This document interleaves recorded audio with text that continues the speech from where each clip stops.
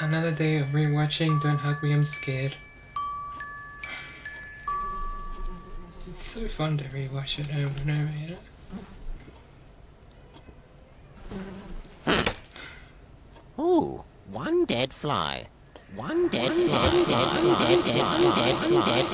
What the fuck? Don't Hug Me, I'm Scared. Something about the episodes isn't right. Not the story, not the symbolism, the episodes themselves. And once you notice it, you can't unsee it. Most people focus on the hidden lore, the backstories or symbols, but I'm looking at something smaller and way stranger. The intros and episodes, the way they're placed in order. And I don't think they were where we think they are. Yes, Don't Hug Me, I'm Scared is weird, confusing, creepy, but confusing doesn't mean random. Yellow Guy's intro. Most intros are just tone setting, quick line, unsettling music, move on. But two of them stand out. Yellow Guy and Red Guy. Let's start with Yellow Guy. Watch what he says here, as the placement of the intro is very strange. I'm the one who had a dream where there was stuff like there was another me, and everything was lots of fun, and I went and saw the other ones, and there was a little lumpy one and another whiny middle one, and there were things that they had around that I knew what they were, but I don't know now, and then it went away. In episode 5, he talks about having a dream where there was another him. Weird, because the only time we actually see another version of him is later. In the mirror gag in the car episode, and finally in the upstairs electricity episode. The smart version, the dumb version, the full battery charge versus none, whatever, you get the point. Why is he describing like it's already happened? My theory is this intro actually happens after the electricity episode, and the other guy thinks it's all a dream. It fits his character perfectly. He experiences something huge and just files it away as nothing. Red Guy's intro. Listen to his tone here, not just the words, but his tone. Us guys, We live in an actual nightmare! This intro shows up in episode 4, the Computer Day one, which is mostly about Yellow Guy, and his tone, not sad, not reflective, he's fed up, frustrated, we live in an actual nightmare. That's not a post-family episode, that's Red Guy questioning everything, trying to leave. Compare this to how he acts in the Computer Day episode, fully involved, not trying to escape at all.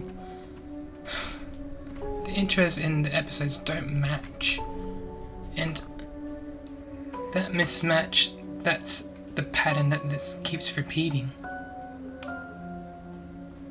The proof, as we all know, this show isn't all about lore, so there needs to be slow suspense, slow reveal of the plot, so it actually makes sense that the episodes were placed the way they were.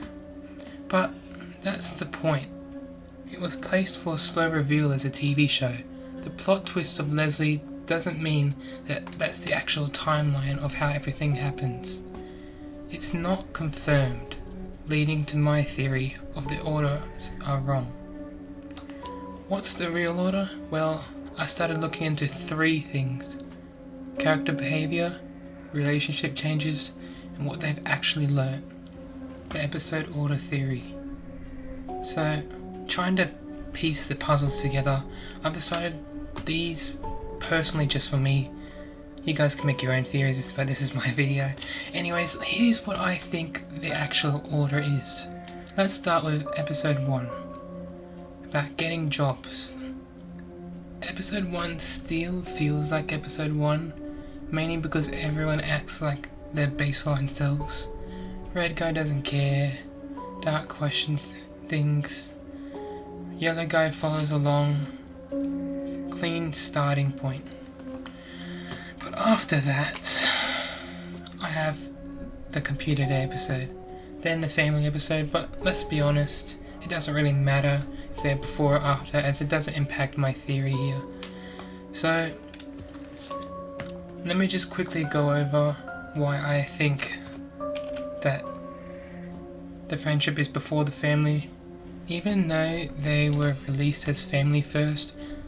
Is because during the family episode, Yellow Guy says something very, very interesting. That one. You can't have a family meeting. You're not a family. Well, let's just have a bundle meeting. Wait, what were we We again? could do a friends meeting. They usually don't quote stuff until they've actually learnt something. So why would he be talking about friendship if they haven't learnt what friendship means yet? He literally talks about a friendship meeting. And you know what? It actually explains why they want to leave each other at the start of the episode. Because remember at the end of the Computer episode, Thank you! Well, I'm dealing with you! I don't want to do this anymore. You guys don't. Next time you want to go on the computer. Yeah. Well, you get it sorted. My come here! The way I see it is, you ever talk? You little pig!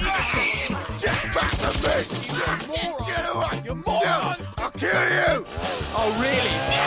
yeah, that credit roll. I don't know about you, but if someone had a fight like that, it would create a lot of tension. Well, that's those episodes. Now, let's get into the last 3 episodes, which are actually the important ones. The next one, I don't think it's the car episode, and I don't think it's the death episode either. I think it's the quote-unquote final episode, where he goes upstairs, you know, the electricity episode, and the main reason I think the electricity episode is actually the 4th episode is, for one, Red Guy and Doc is just a normal episode for them. They don't see what happens upstairs, they don't know what happens with Leslie, they don't even know any more details about their environment or anything. And with Yellow Guy, he forgets everything, I guess.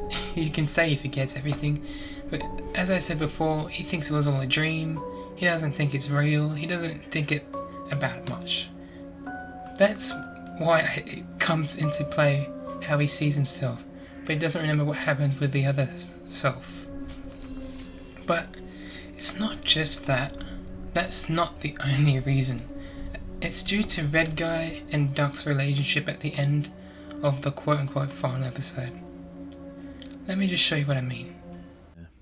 What? Well, it's just not that great, is it? I wouldn't mind looking at the house again, and maybe looking at you. Really? You like looking at me? Yeah, I suppose I do. Well, I like looking at you too. Oh, yeah? Thanks. Now, for the road trip episode to be before that, it doesn't make sense why they are so distant, as they act like they barely know each other. It's not like they had an argument or anything. Doc just seems like he's dumb in the episode. Well, not really dumb, but he makes excuses onto not leaving and stay in the house and do nothing but use the clipboard. Do nothing. I don't know about you, but that doesn't sound like Doc, as he literally states in the first episode he refuses to do nothing. He wants activity, structure and purpose. But in the road trip episode, suddenly he wants to stay home and make excuses. Says we're doing nothing. What? Nothing? Nothing at all. That's what it says on the schedule. No, we need to do something. Especially me. DHMS doesn't make mistakes like this. Characters are consistent unless there's a reason. Now, why would Doc's personality and character change so quickly, as the Computer Day episode was before this according to how they were released?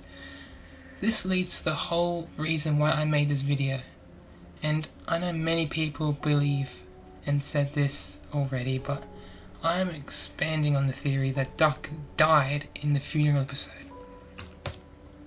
But here's the thing, nothing really happens after the funeral episode in the release order. He acts normal in the Family and Computer Day episode, so why would it jump like that?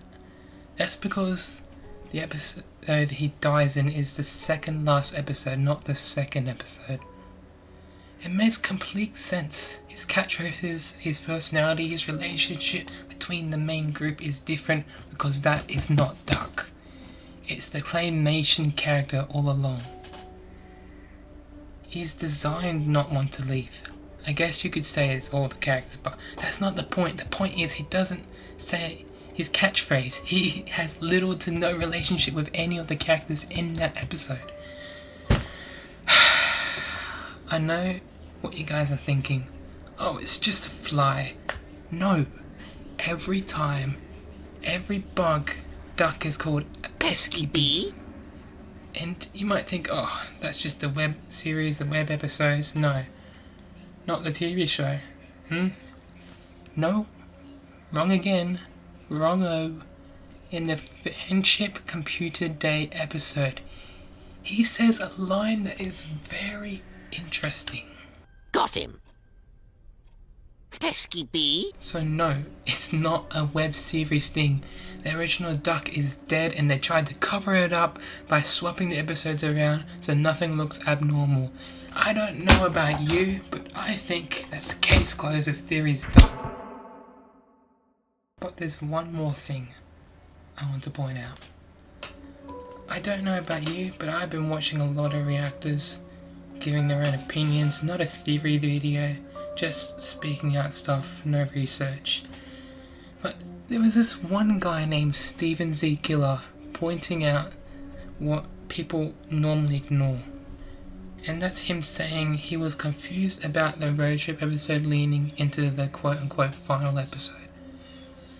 People believe they got kidnapped to the house due to Leslie pulling up the car as that weird last scene of road trip episode, and people say that's how they end up back at home.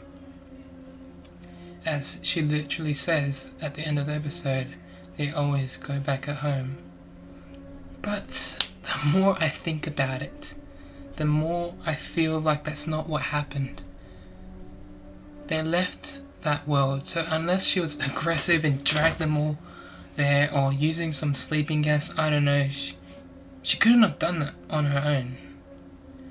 Because all the objects just doesn't work outside in the real world, as shown from the car, as he didn't die twice. He doesn't have the X on his eyes.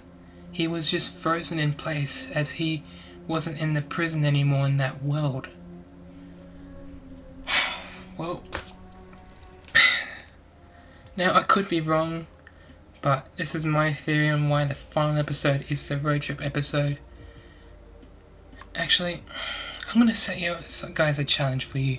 Go into the comments below and type your theories. Try to prove me wrong or support my theory. If I get enough evidence, I'll make a part 2 answering your comments and reapplying it to my theory, because this is the best I've got right now.